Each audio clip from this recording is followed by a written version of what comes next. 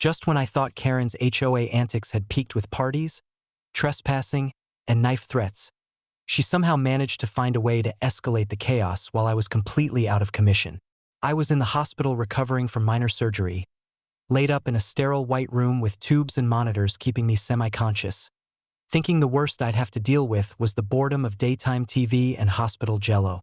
Meanwhile, back at the ranch, Karen apparently decided that my absence was the perfect opportunity to reclaim what she fancied as HOA property. She somehow got her hands on a blank deed form and, in true Karen fashion, forged my signature, filing it as if I had officially transferred my ranch to the HOA. They even added a fake notary stamp, which is impressive in a criminally sloppy sort of way. A week later, my attorney calls me at the hospital, struggling to keep a straight face as he explains that a deed with my name on it is now supposedly signed over to the HOA. Karen had the audacity to believe this would fly. I tell my attorney to grab every document, file, and scrap of property evidence I have, including old tax records, satellite photos, and Grandpa's original deeds from decades ago. Within hours, my attorney files an emergency injunction preventing any changes to my property, freezing all HOA claims, and preparing criminal charges for forgery, fraud, and attempted property theft. Karen, naturally, shows up at the ranch 2 days later, thinking she can intimidate my staff into letting her inspect the property she now owns. What she doesn't realize is that my ranch manager is already fully briefed and armed with a copy of the restraining order and a side of glorious sarcasm. When Karen waves her clipboard and announces, "I am now the legal owner of this property," the ranch manager calmly points to the official filing from the county clerk showing her forgery and says, "Congratulations, you just committed multiple felonies. Please step back."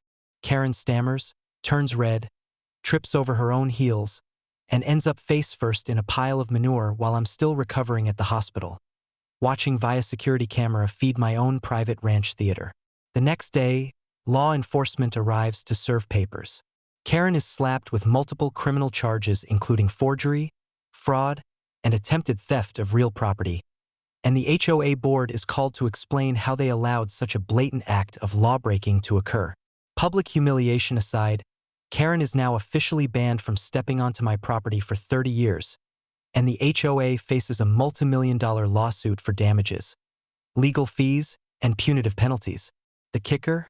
Because the forgery involved official filing documents, the court assigns a full-time monitor to ensure no further Karen antics take place on my ranch, which basically means she can no longer touch anything without being watched like a reality show contestant in solitary confinement. While all this unfolds, I finally get discharged from the hospital, hobbling into my ranch like a triumphant gladiator, and the first thing I do is install extra surveillance cameras, reinforced locks, and a small moat around my main gate, because Karen might be banned but her imagination is not.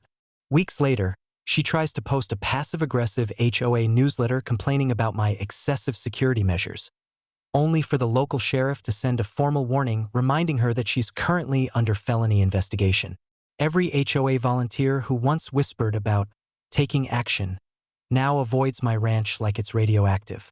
Meanwhile, I sip iced tea on the porch, watching the sunset over my reclaimed land, listening to my goats argue about who gets the prime hay spot, and thinking, never underestimate what desperation, forged documents, and a total lack of common sense can unleash in Karen.